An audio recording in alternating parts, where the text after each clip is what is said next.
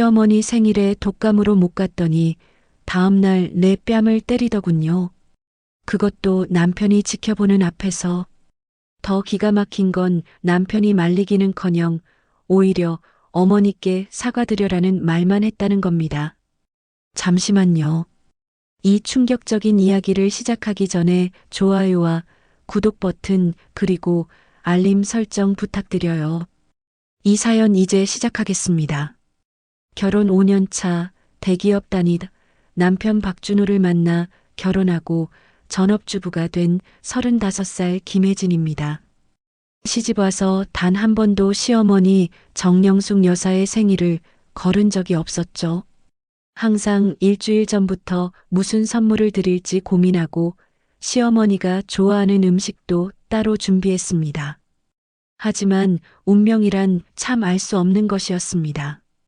그날은 시어머니의 65번째 생일이었어요. 전날부터 몸이 으슬으슬 춥더니 아침에 일어나 보니 열이 39도까지 올라갔습니다. 머리는 깨질 듯이 아프고 온몸의 관절이 다 부서지는 것 같았죠. 독감이 유행하는 시기였는데 저도 결국 독감에 걸리고 말았던 겁니다. 여보, 나 몸이 너무 안 좋아. 오늘 어머님 생신에 못 갈 것 같아.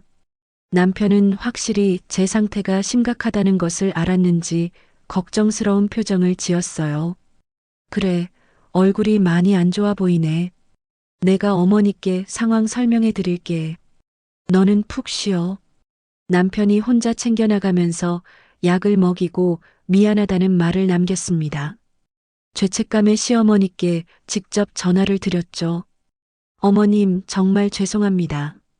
갑자기 독감에 걸려서 도저히 움직일 수가 없네요. 생신 축하드립니다. 다음에 꼭 제가 맛있는 거 해드릴게요. 시어머니는 괜찮다며 건강이 우선이라고 말씀하셨어요. 그 말을 듣고 조금은 마음이 놓였습니다.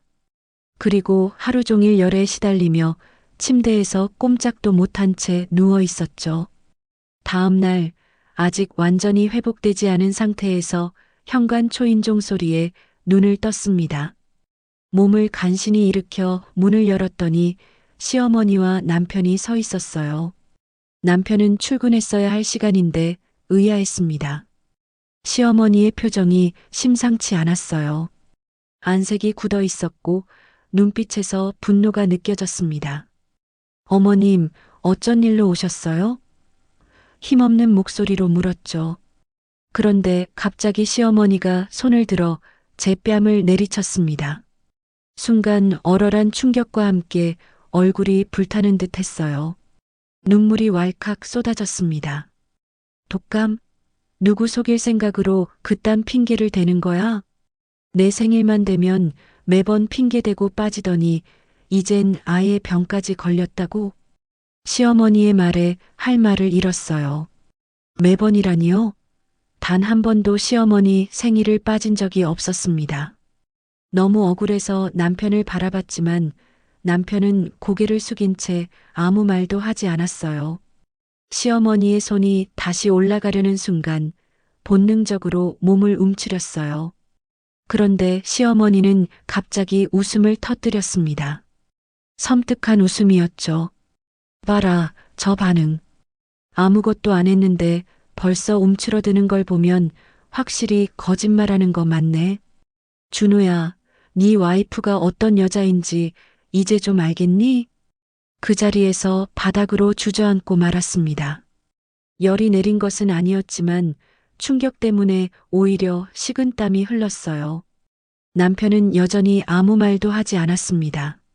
시어머니가 거실로 들어가 소파에 앉자 남편은 마지못해 제게 손을 내밀었어요. 그의 눈빛은 단호했습니다. 혜진아, 어머니께 사과해. 그 말을 듣는 순간 가슴 한편이 무너져 내렸어요. 남편마저 저를 믿지 않는다는 사실이 저를 더 아프게 했습니다. 하지만 아직 독감 상태였고 몸이 너무 약해 더 이상 싸울 기운이 없었죠. 억지로 일어나 시어머니 앞에 앉았습니다. 머리가 깨질 듯이 아팠어요. 어머님, 정말 제가 독감에 걸렸어요. 어제 병원에도 갔었고, 진단서도 있어요. 그러자 시어머니는 코웃음을 쳤습니다. 요즘에는 돈만 내면 진단서 떼주는 곳이 얼마나 많은데, 내가 봤을 때는 어제 친구들이랑 놀러 갔다가 술 마시고 늦게 들어와서 핑계 대는 것 같은데? 시어머니의 말에 기가 막혔어요. 저는 어제 하루 종일 침대에서 일어나지도 못했습니다. 게다가 원래 술도 잘 마시지 않는 체질이었죠. 하지만 시어머니는 제 변명을 들을 생각이 없어 보였습니다. 그때 남편이 말했어요. 혜진아, 어머니가 어제 내 친구 서연이를 봤대. 너랑 같이 카페에 있었다고. 더욱 혼란스러워졌습니다. 서연이는 오랜 친구지만 저는 어제 분명히 집에만 있었어요. 지금 이 상황이 너무 비현실적으로 느껴졌습니다. 여보, 나 어제 집에서 한 발짝도 나가지 않았어.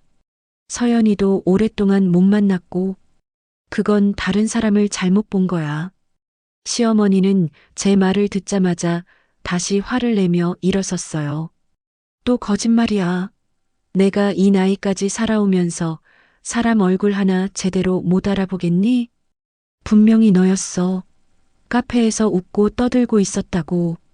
그러더니 시어머니는 갑자기 제 휴대폰을 달라고 요구했습니다. 어쩔 수 없이 폰을 건넸고 시어머니는 통화 기록과 메시지를 뒤지기 시작했어요. 하지만 당연히 아무것도 찾을 수 없었습니다. 미리 다 지워놨구만. 그 순간 머리가 멍해졌어요. 아무리 해명해도 소용이 없다는 것을 깨달았습니다. 남편은 여전히 시어머니 편이었고 제 진심은 아무에게도 닿지 않았어요. 39도의 열로 얼굴이 붉게 달아올랐지만 그것조차 술에 취한 것으로 오해받고 있었습니다. 시어머니 사건 이후 저와 남편 사이에는 깊은 골이 생겼어요. 남편이 저를 한 번이라도 믿어줬으면 하는 마음에 병원 진단서와 약국 영수증을 보여주었습니다. 하지만 남편의 반응은 냉담했어요. 이런 건 얼마든지 조작할 수 있잖아. 어머니가 직접 너를 봤다는데 왜 자꾸 거짓말을 하는 거야? 그 말에 충격을 받았습니다. 결혼 5년 동안 단 한 번도 남편에게 거짓말을 한 적이 없었어요. 하지만 남편은 자신의 어머니 말만 믿었습니다. 시어머니가 저를 잘못 본 것일 수도 있다는 가능성은 전혀 고려하지 않았죠. 그날 이후로 남편은 자주 늦게 귀가했어요. 가끔은 아예 집에 들어오지 않기도 했습니다. 핑계는 항상 회사 일이 바빠서였죠. 하지만 예전에는 아무리 바빠도 집에 돌아왔던 남편이었기에 의심이 들기 시작했어요. 점점 우울해졌습니다. 남편의 차가운 태도에 매일 밤 혼자 눈물을 흘렸어요. 시어머니는 일주일에 2~3번씩 집에 불쑥 찾아와 집안일을 확인하며 저를 괴롭혔습니다. 청소가 덜 됐다거나 빨래가 밀렸다거나 냉장고에 음식이 부족하다는 등 항상 저의 흠을 찾아내려 했죠. 준호가 결혼할 때 내가 얼마나 반대했는데 역시 내가 우리 집안 며느리 될 자격이 없었어. 시어머니의 그런 말들이 저를 점점 더 지치게 했어요. 처음에는 참고 견디려 했지만 날이 갈수록 마음은 무너져 내렸습니다. 식욕이 없어져 살이 빠졌고 밤마다 악몽에 시달렸어요. 남편은 그런 제 모습에도 무관심했습니다. 한 달이 지났을 무렵 우연히 남편의 휴대폰을 보게 되었어요. 남편이 샤워하는 동안 자꾸 울리는 메시지 소리에 무심코 휴대폰을 봤는데 낯선 여자의 이름으로 메시지가 와 있었습니다. 오늘 밤에도 만날 수 있어? 지난번처럼 너무 보고 싶어? 심장이 멎는 듯 했어요. 부들부들 떨리는 손으로 대화 내용을 더 읽어보니 남편이 그 여자와 꽤 오래 관계를 유지해 온 것 같았습니다. 그것도 시어머니 생일 무렵부터 말이죠. 심지어 그날 시어머니 생일에도 남편은 그 여자와 만났던 것으로 보였어요. 갑자기 모든 것이 이해되기 시작했습니다. 시어머니가 카페에서 봤다는 여자는 저가 아니라 남편의 외도 상대였던 것입니다. 아마도 시어머니는 그 사실을 알고 있었을 것이에요. 그래서 저에게 모든 책임을 전가하고 저를 학대함으로써 아들의 외도를 감추려 했던 것이었습니다. 눈물이 하염없이 흘렀어요. 배신감, 분노, 절망감이 한꺼번에 밀려왔습니다. 남편이 샤워에서 나왔을 때 휴대폰을 제자리에 놓고 아무 일도 없었던 것처럼 행동했어요. 남편은 그날도 늦게 나간다며 서둘러 집을 나섰습니다. 남편의 외도를 알게 된 그날 이후 속으로 끙끙 앓아야 했어요. 시어머니는 더 노골적으로 저를 괴롭히기 시작했습니다. 이제는 시아버지까지 가세해서 저를 무시하고 멸시했어요. 남편의 외도 상대가 누구인지 짐작이 가기 시작했습니다. 바로 시어머니의 친구 딸인 수진이었죠. 수진이 어머니가 그러는데 수진이가 요즘 좋은 남자를 만나서 결혼할 것 같대. 아이고, 그 애는 얼마나 예쁘고 현명한지. 집안도 좋고 요리도 잘하고 시부모 공경하는 법도 알고. 시어머니는 의도적으로 수진 얘기를 하며 저를 비교했어요. 이제 깨달았습니다. 시어머니는 처음부터 저를 며느리로 원치 않았고 남편과 수진을 엮으려 했던 것입니다. 아마도 남편의 외도를 부추긴 것도 시어머니였을 것이에요. 상황은 더 악화되었습니다. 시누이도 가세에 저를 집안 구석구석에서 괴롭혔어요.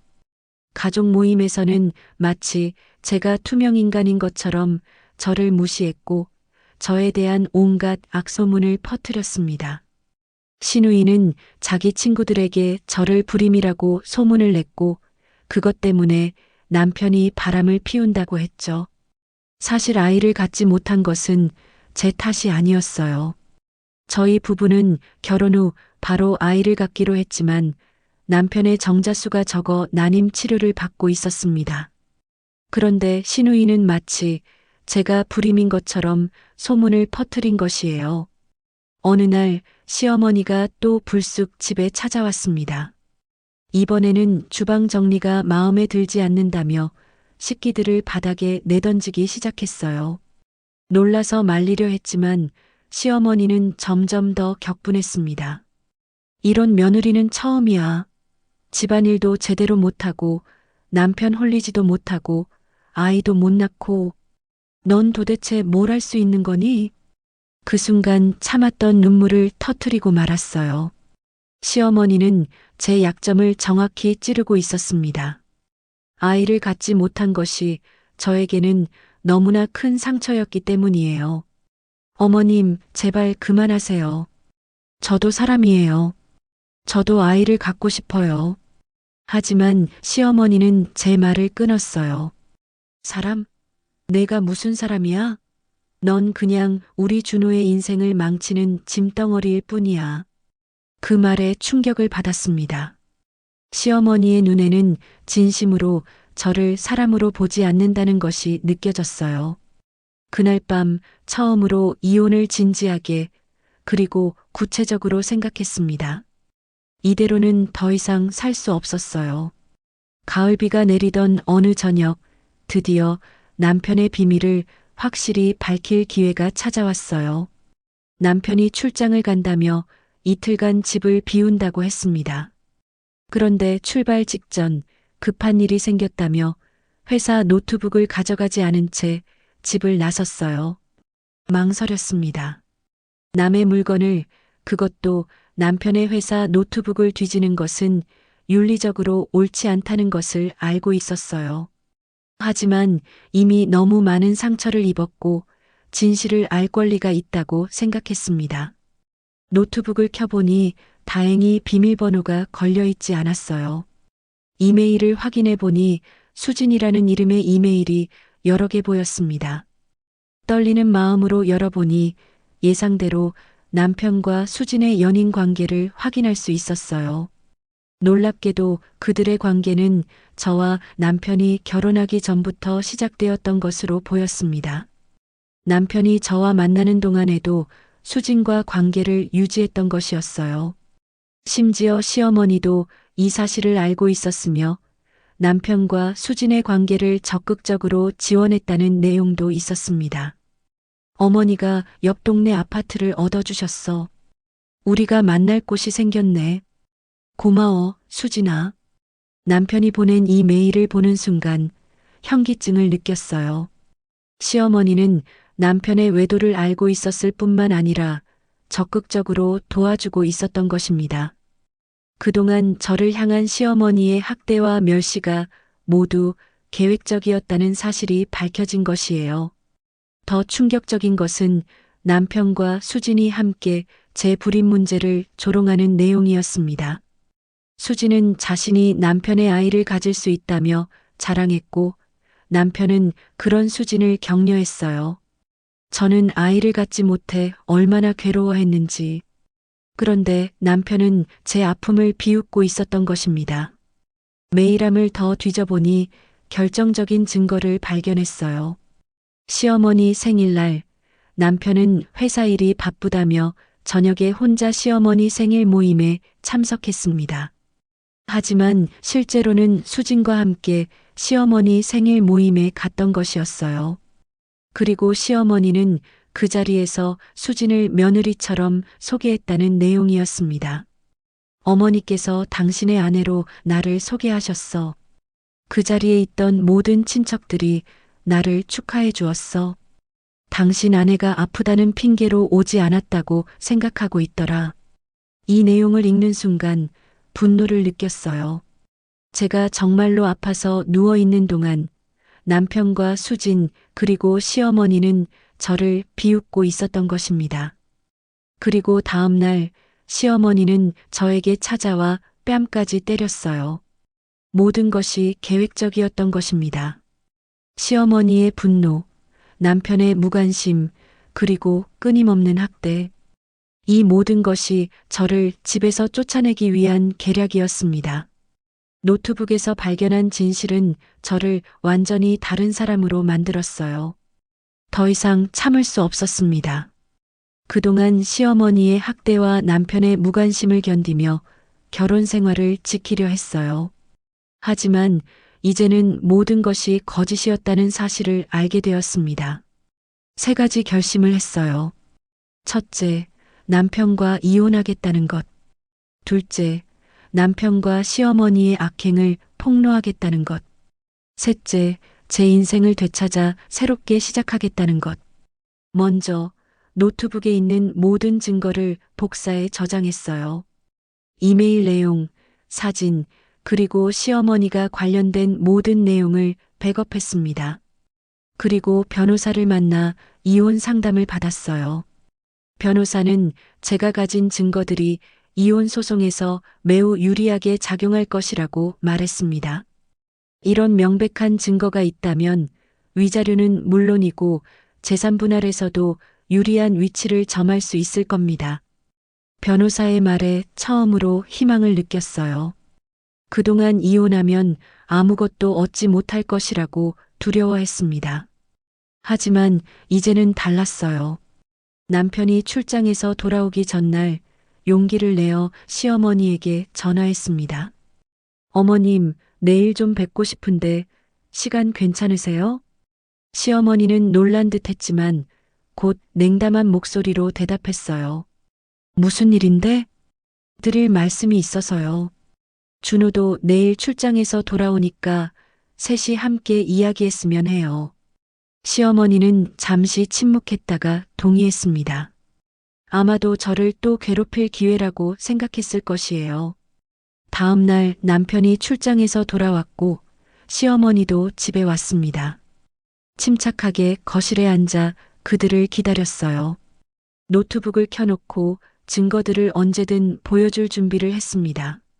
무슨 말이 하고 싶다고 우리를 부른 거니? 시어머니가 먼저 말을 꺼냈어요. 곧바로 요점으로 들어갔습니다. 어머님, 그리고 준호 씨. 저는 여러분의 비밀을 알게 되었어요. 남편이 당황한 표정을 지었지만 시어머니는 여전히 냉정했어요. 무슨 소리를 하는 거야? 준호 씨와 수진 씨의 관계요. 그리고 어머님께서 그 관계를 적극적으로 지원하셨다는 것도요. 그 말에 남편과 시어머니의 얼굴이 하얗게 변했어요. 노트북을 돌려 그들에게 이메일 내용을 보여주었습니다. 어머님 생일날 제가 정말로 아파서 누워있을 때 여러분은 이렇게 저를 비웃고 있었군요. 그래서 뭐, 내가 뭘 어쩌겠다는 거니? 이혼? 그런 배은망덕한 짓을 저지를 테냐? 시어머니의 말에 담담하게 대답했어요. 네, 이혼하겠습니다. 그리고 이 모든 증거를 법정에 제출할 겁니다. 남편은 창백한 얼굴로 제게 간청했어요. 혜진아, 잠깐만. 우리 대화 좀 해보자. 이건 모두 오해야. 하지만 이미 마음을 굳혔습니다. 더 이상 속지 않을 거예요. 오해라고요? 이 이메일들은요? 시어머님이 수진 씨를 위해 아파트를 얻어주셨다는 이메일도 오해인가요? 시어머님 생일날 수진 씨를 아내로 소개했다는 것도요? 시어머니는 갑자기 목소리를 높였어요. 부인할 수 없는 증거 앞에서 오히려 더 공격적으로 나오는 모습이었습니다. 시어머니의 얼굴은 분노로 일그러져 있었어요. 평소에 위험 있는 모습은 온데간데였고 지금은 그저 절박해 보였습니다. 이게 다 내 탓이야. 내가 아이를 낳지 못하니까 우리 준호가 다른 여자를 찾은 거라고. 수진이는 아이를 가질 수 있어. 너랑은 달리. 그 말에 쓴웃음이 나왔어요. 그동안 제가 얼마나 아이를 갖기 위해 노력했는지, 얼마나 많은 병원을 다녔는지 시어머니는 전혀 알지 못했습니다. 혹은 알면서도 모른 척 했는지도 모르죠. 진실을 마주하는 것이 두려웠던 걸까요? 어머님, 제가 불임인 게 아니라는 것 아시죠? 준호 씨가 정자수가 적어서 아이를 갖기 어려운 겁니다. 저는 불임 검사에서 아무 문제가 없었어요. 그 말에 시어머니는 잠시 말문이 막혔어요. 남편의 얼굴이 더욱 창백해졌습니다. 아마 남편은 시어머니에게 진실을 말하지 않았던 모양이에요. 계속해서 말을 이어갔습니다. 그리고 어머님, 제가 시어머님 생일날 카페에서 친구와 있었다고 거짓말하셨죠? 그건 수진 씨였잖아요. 어머님이 저를 뺨 때리신 그날, 저는 정말로 독감에 걸려 아팠어요. 그런데 어머님은 알면서도 저를 모욕했어요. 시어머니는 버럭 소리를 질렀어요.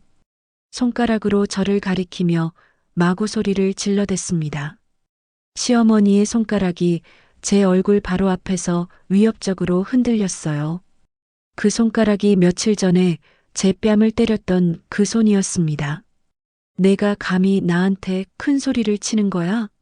하지만 더 이상 시어머니의 위협은 저를 두렵게 하지 않았어요. 똑바로 시어머니를 바라보며 말했습니다. 제 목소리는 떨리지 않았어요. 이제 더 이상 저는 약한 며느리가 아니었습니다. 이제 그만하세요. 저는 이미 변호사와 상담했고 이혼 소송을 준비했습니다. 남편의 불륜 증거와 시어머니의 학대 증거도 모두 있어요. 더 이상 숨길 수 없습니다. 남편은 마지막으로 저를 설득하려 했어요.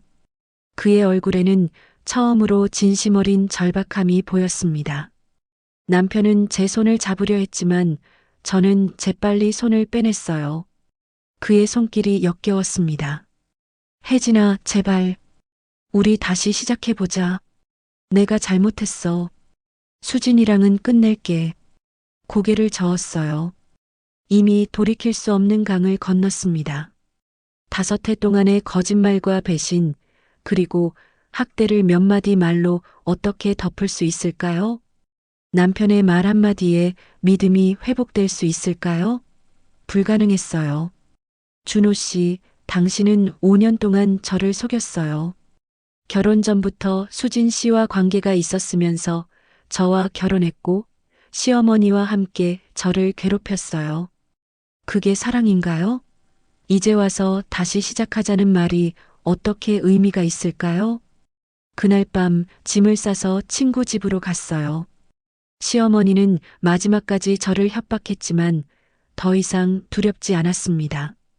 제 손에는 그들의 추악한 비밀을 모두 담은 증거가 있었으니까요. 시어머니가 문 앞에서 마지막으로 던진 말이 아직도 귓가에 맴돕니다. 내가 이런 식으로 우리 집안을 떠나면 평생 불행할 거야. 이 배은망덕한 년. 하지만 전 이미 충분히 불행했어요. 이제는 그 불행에서 벗어나 새로운 시작을 할 때였습니다. 며칠 후 정식으로 이혼 소송을 제기했어요. 불륜, 정신적 학대, 그리고 재산 은닉 등의 혐의로 소송을 제기했죠. 모든 증거를 법원에 제출했고 재판 날짜를 기다렸습니다. 놀랍게도 소송을 준비하는 과정에서 더 많은 증거를 찾아냈어요.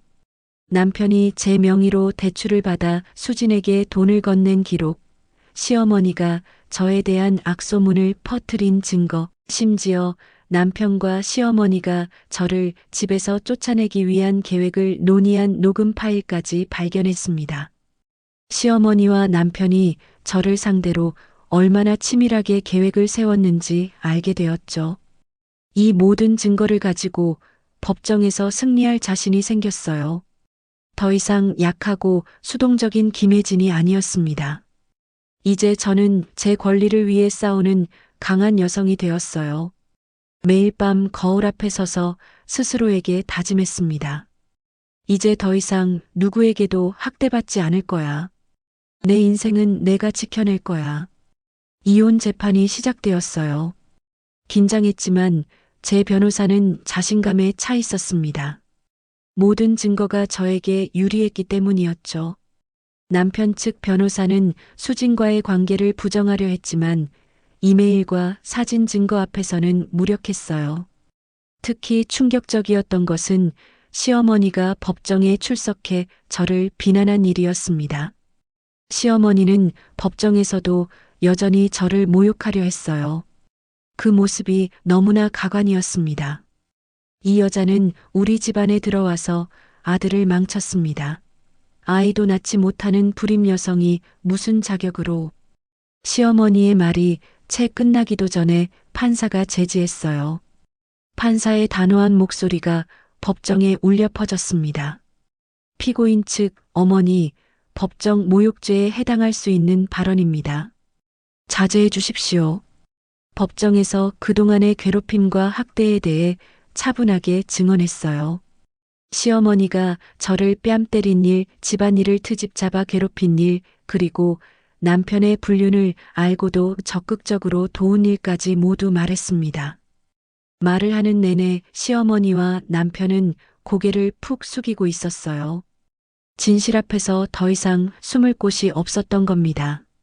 놀랍게도 수진도 법정에 출석했어요. 남편 측에서 불러온 것 같았지만 오히려 역효과를 냈습니다. 수진은 법정에서 시어머니와 남편이 함께 저를 내쫓기 위한 계획을 세웠다고 실토했기 때문이에요. 수진의 목소리가 떨리는 것이 느껴졌습니다. 아마도 이 모든 일에 가담한 것을 후회하고 있는 듯 했어요. 정령숙 씨가 저에게 말했어요. 내가 준호의 아내가 되면 내가 가진 재산을 모두 너희에게 주겠다고요. 그리고 김혜진 씨를 내쫓기 위해 모함할 방법을 함께 생각했습니다. 그 말을 듣고 충격을 받았어요. 제가 상상했던 것보다 더 깊고 치밀한 계략이었던 것입니다. 시어머니가 단순히 저를 싫어한 것이 아니라 처음부터 저를 내쫓을 계획을 가지고 있었다는 사실이 너무 충격적이었습니다. 결국 재판부는 저에게 유리한 판결을 내렸어요. 남편의 불륜이 인정되어 위자료를 받게 되었고 재산 분할도 제게 유리하게 이루어졌습니다. 게다가 시어머니의 학대 행위도 인정받아 정신적 피해에 대한 배상도 받게 되었어요. 판사가 판결문을 읽어내려갈 때 시어머니의 얼굴이 일그러지는 것을 봤습니다. 법정을 나서는 순간 마치 무거운 짐을 내려놓은 것 같은 해방감을 느꼈어요.